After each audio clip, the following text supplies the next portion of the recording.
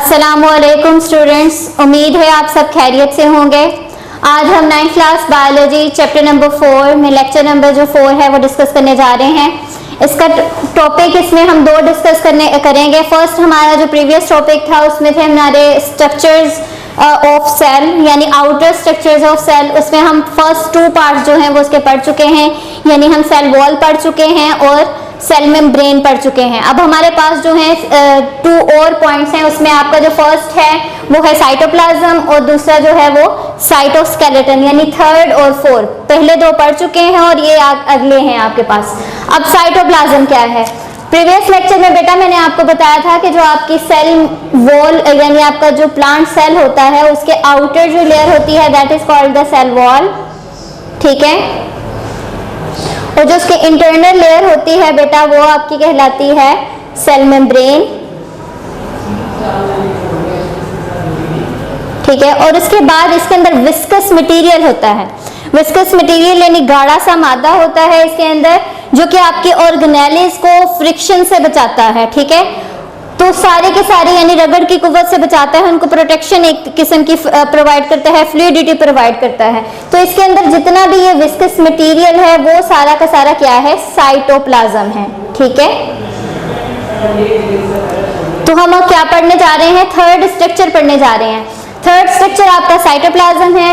Cytoplasm आपका cell membrane के अंदर जितना भी आपका विस्कस मटेरियल है उसको बोलते हैं is a semi viscous and semi transparent, ठीक है।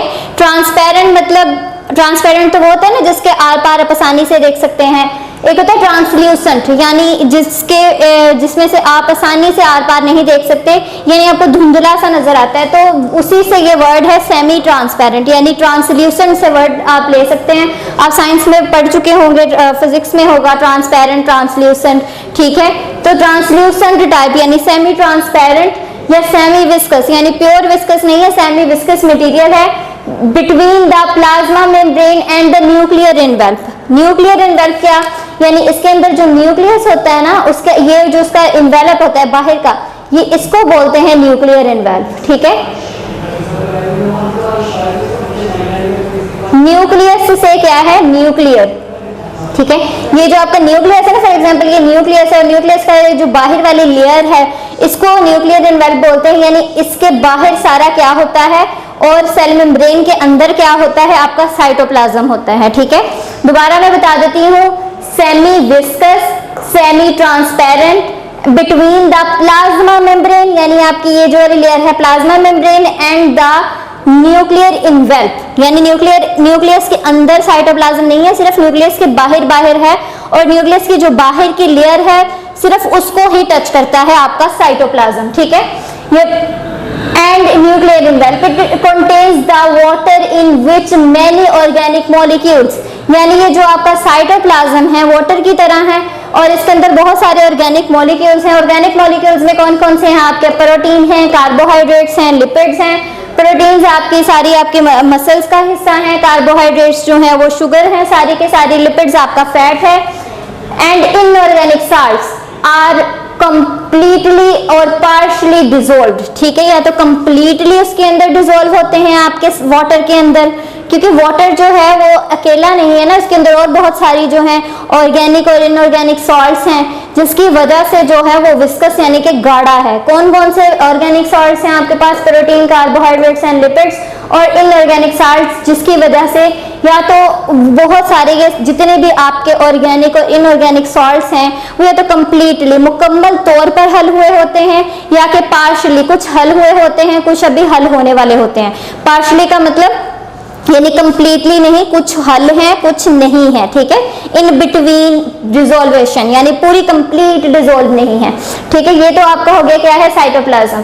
साइटोप्लाज्म पे आपको शॉर्ट क्वेश्चन आ सकता है, डिफाइन साइटोप्लाज्म। आप सारा लिखेंगे कि इसमें क्या है? Semi viscous semi transparent substance है, ठीक है। इसके अलावा न्यूक्लियर एनवेल्प और प्लाज्मा जो आपका एनवेल्प है, न्यूक्लियर मेम्ब्रेन और प्लाज्मा एनवेल्प जो है उसके दरमियान में प्रेजेंट होता है। इसमें कौन कौन सी चीजें प्रेजेंट हैं, ठीक है, ऑर्गेनिक मटेरियल और इनऑर्गेनिक साल्ट्स, आपके ऑर्गेनिक मटेरियल कौन कौन से हैं, प्रोटीन, कार्बोहाइड्रेट्स, लिपिड्स, और एक और बात यह है कि ये या तो कंप्लीटली डिसॉल्व हो सकते हैं या पार्शियली डिसॉल्व हो सकते हैं, ठीक है। ये आपका हो गया साइटोप्लाज्म। अब इस साइटोप्लाज्म का फंक्शन क्या है, जाहिर सी बात है अगर ये प्रेजेंट है तो इसका कोई काम भी होगा। अब इसका फंक्शन क्या है, provide space for the proper functioning of organelles, यानी ऑर्गेनेलिज को मुकम्मल तौर पे अपनी फंक्शनिंग करने के लिए साइटोप्लाज्म की जरूरत है, ठीक है, यानी उसको क्योंकि जगह प्रोवाइड करता है।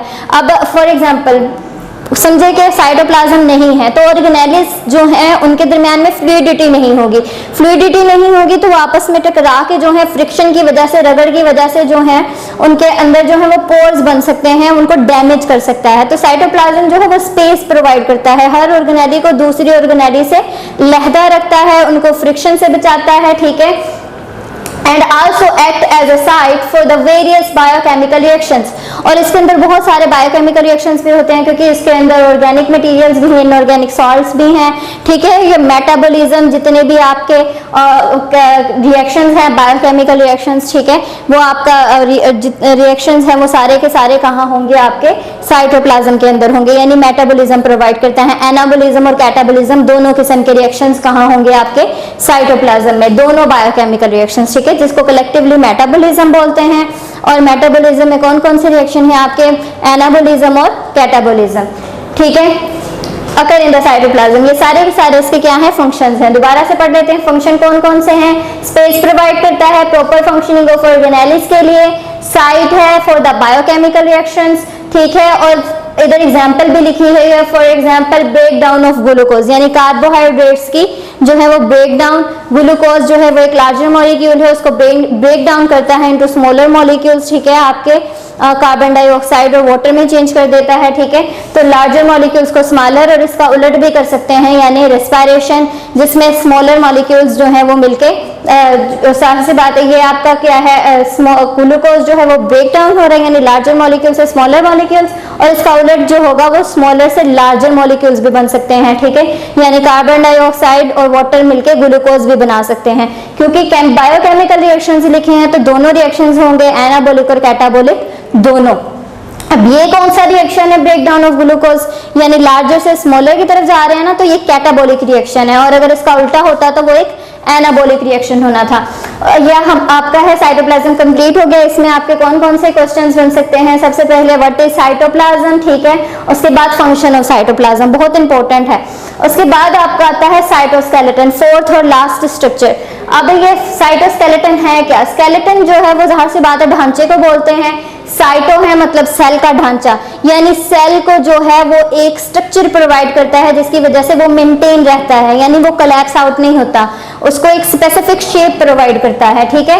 Is a network of microfilaments, यानी माइक्रो मतलब स्मॉल और फिलामेंट्स बोलते हैं धागे को, यानी धागे की तरह की छोटी छोटी सी जो है वो फिलामेंट्स होते हैं जो कि आपको क्या करते हैं, आपके सेल को from one part two another part उन्होंने आपस में बाइंड किया होता है, यानी उसको कोलैप्स होने से बचाते हैं, उस सेल की जो शेप है उसको मेंटेन करने में बहुत हेल्पफुल है।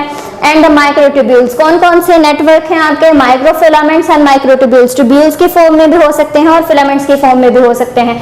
अब माइक्रोट्यूब्यूल्स किससे मिलकर बनते हैं, ठीक है, ट्यूबुलिन प्रोटीन से, ठीक है। आपको एमसीक्यू आ सकता है कि जो आपके कंपोजिशन ऑफ माइक्रोट्यूब्यूल, यानी माइक्रोट्यूब्यूल किससे मिलकर बना है, ट्यूबुलिन प्रोटीन से मिलकर बना है, ठीक है।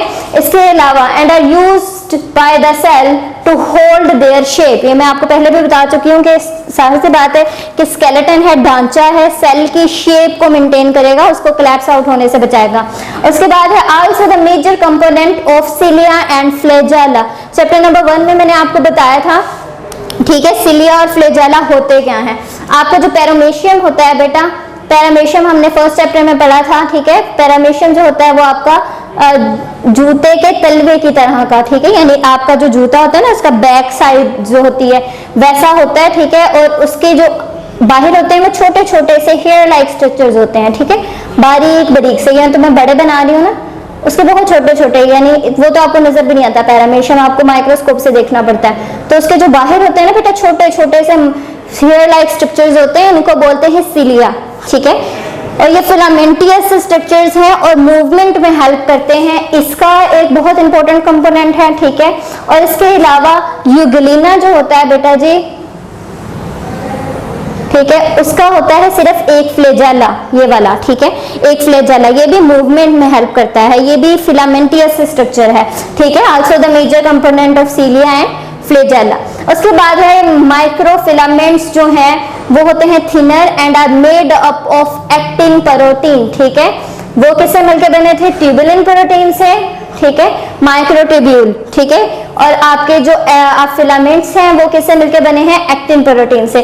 दे help cell to change their to help cell to change shape. इसके अलावा ये सेल की शेप को चेंज करने में भी हेल्प करते हैं, यानी अगर फिलामेंट्स की उसकी डायरेक्शन चेंज हो जाए या ट्यूबुलिन की डायरेक्शन चेंज हो जाए तो वो उसकी शेप को चेंज करने में भी हेल्पफुल होते हैं, कोलैप्स आउट नहीं होने देते हैं। सिर्फ और सिर्फ जब उसकी शेप चेंज करनी होती है सेल की, तब जो है वो आसानी से जो है माइक्रोफिलामेंट्स उसकी शेप को चेंज कर सकते हैं, ठीक है। अब ये आपका साइटोस्केलेटन है, इसमें शॉर्ट क्वेश्चन कौन कौन से हैं?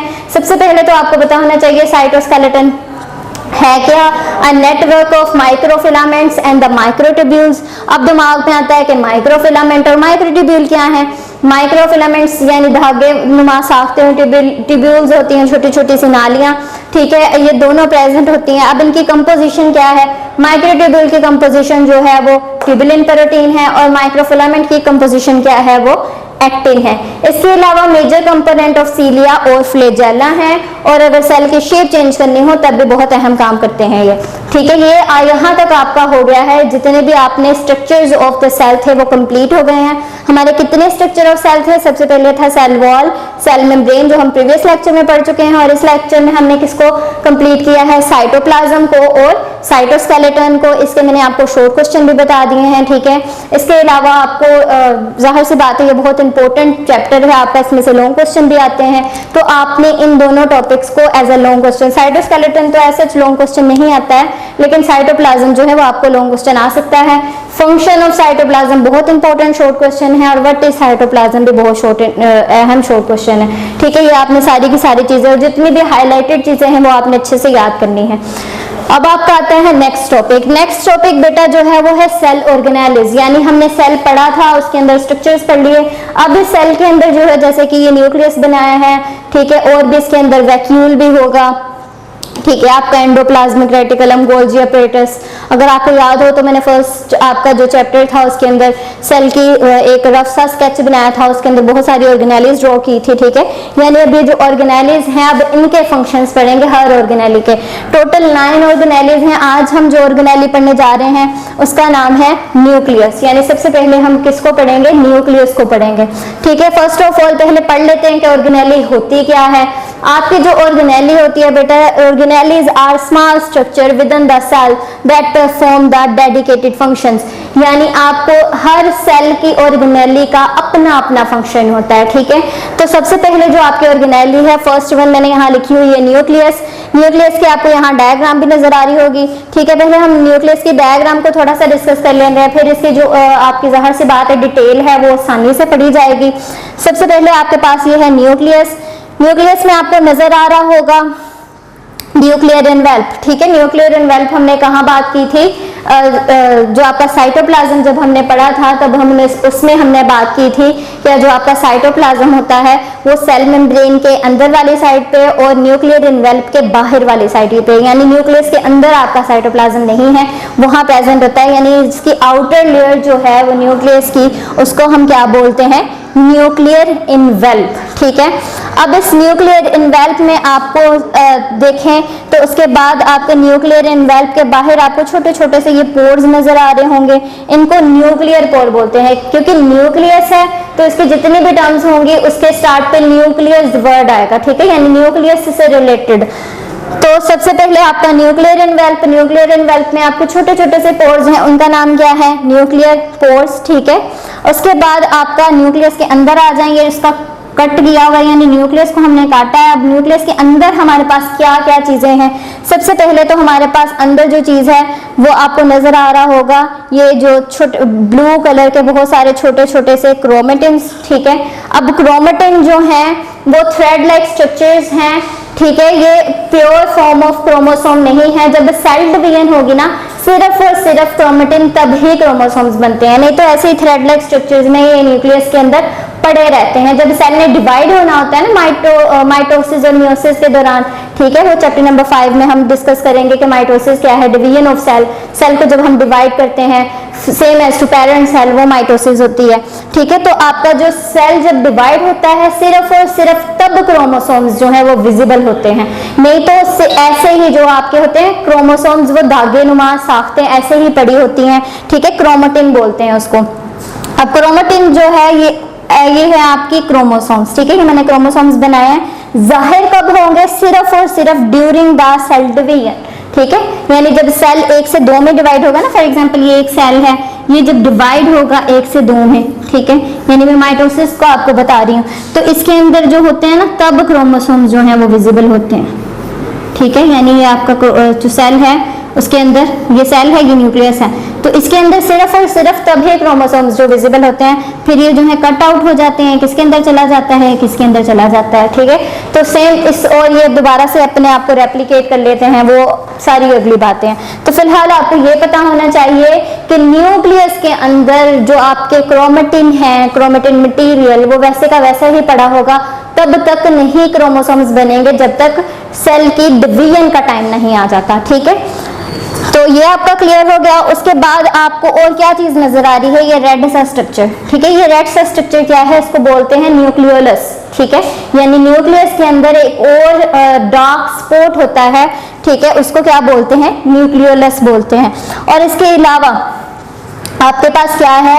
ये जो अब इसके अंदर जो है वो सेमी विस्कस मटेरियल भी है, जैसे आपका सेल के अंदर था ना सेमी विस्कस मटेरियल, उसको हमने साइटोप्लाज्म बोला था, तो ये किसका है? सेमी विस्कस मटेरियल न्यूक्लियस का, तो जाहिर सी बात है उसी के टर्म से इसका नाम क्या होगा? न्यूक्लियोप्लाज्म, ठीक है, क्या होगा? न्यूक्लियोप्लाज्म, यानी ये न्यूक्लियस का प्लाज्मा है तो इसको न्यूक्लियोप्लाज्म बोलेंगे।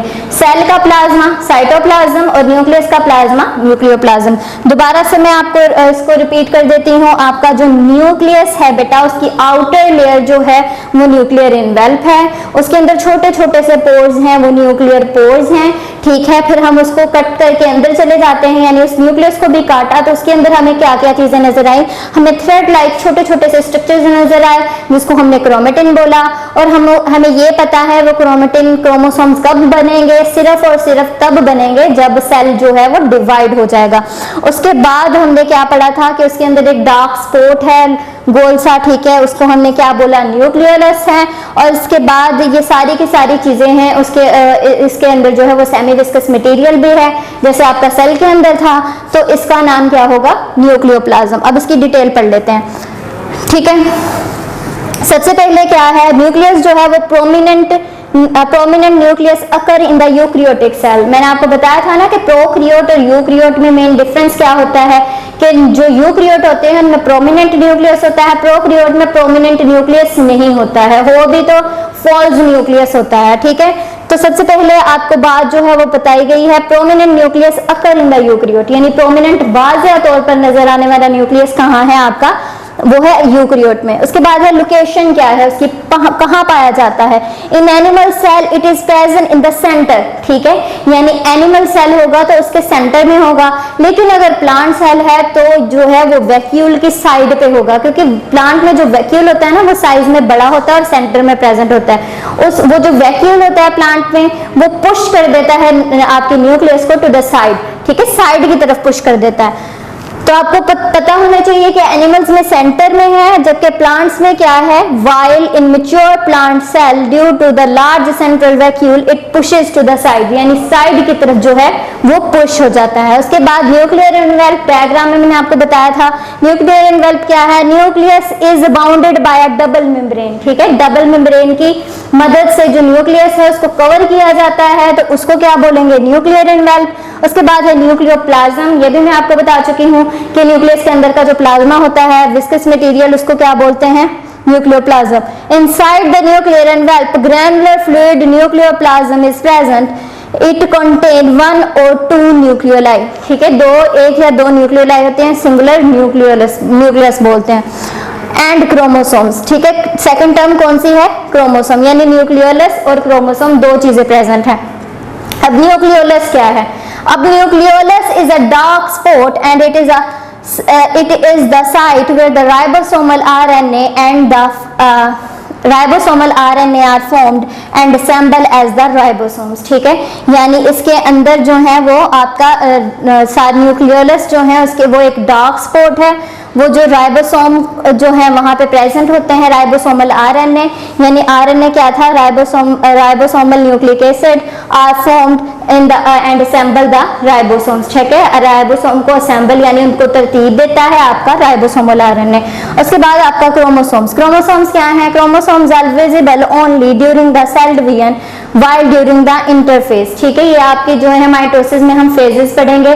ठीक है, उसकी एक फेज का नाम है इंटरफेज, जिसको बोलते हैं non dividing phase of the cell and they are in the form of fine thread like structures। बहुत बारीक से छोटे छोटे से धागानुमा साख्ते होती हैं, उसको क्या बोलते हैं? क्रोमेटिन। ठीक है, यानी ये आपके क्रोमेटिन है और ये आपका क्रोमोसोम है। Chromosomes are structure known as the chromatin. अब क्रोमोसोम्स जो है वो कंपोज किससे होते हैं? Deoxyribonucleic acid. ठीक है, DNA एंड प्रोटीन। उसके बाद लास्ट में आपकी क्या बात आ जाती है? Prokaryotic cell. प्रोकैरियोटिक सेल में प्रोमिनेंट न्यूक्लियस नहीं होता है। ठीक है, do not contain the prominent nucleus. These chromosomes is made up of DNA only। सिर्फ और सिर्फ DNA होता है एंड सबमैरिज्ड इन द साइटोप्लाज्म, और साइटोप्लाज्म में ही होता है। कोई प्रॉपर न्यूक्लियस नहीं है, ना उसका न्यूक्लियर एनवेल्प है। ठीक है, ना उसके अंदर न्यूक्लियोप्लाज्म है, सिर्फ और सिर्फ DNA है। वो भी कहाँ प्रेजेंट है? वो भी साइटोप्लाज्म के अंदर प्रेजेंट है। ठीक है, इसमें अब आपके शॉर्ट क्वेश्चन, सबसे पहले तो ये बहुत इंपॉर्टेंट आपका लॉन्ग क्वेश्चन भी है, विद डायग्राम आपको सारी डिटेल लिखनी होगी। न्यूक्लियस क्या है, उसकी लोकेशन क्या है, सारी जितनी भी टर्म्स हैं सबको आपने ऐसे ही मार्क करके डेफिनेशंस लिखनी है। यहाँ स्पेस कम है तो मैंने बीच में लिखनी है, आपने बाकायदा प्रॉपर जो है ना उसकी डिटेलिंग जो है वो साइड पे आपने उसकी डेफिनेशन लिखनी है, फिर उसकी जो है वो प्रॉपर जो है डिटेल देके फिर अगली डेफिनेशन लिखनी है। ठीक है, यानी न्यूक्लियर एनवेल्प की अलग से डेफिनेशन है, न्यूक्लियोप्लाज्म की, क्रोमोसोम्स क्या है, न्यूक्लियोलस क्या है। ठीक है, उसके बाद क्रोमेटिन क्या है, सारी की सारी डेफिनेशंस आपने प्रॉपर जो है वो साइड पे लिख के फिर उनकी डिटेल लिखनी है। उसके बाद आपने एंड पे बताना है कि प्रोकैरियोटिक सेल जो होता है उसमें प्रोमिनेंट न्यूक्लियस नहीं होता है, उसका जो न्यूक्लियस है उसमें सिर्फ और सिर्फ DNA है, और वो भी कहाँ है? साइटोप्लाज्म के अंदर। यहाँ आपका है वाइंड अप हो गया है lecture number 4। Thank you and Allah Hafiz.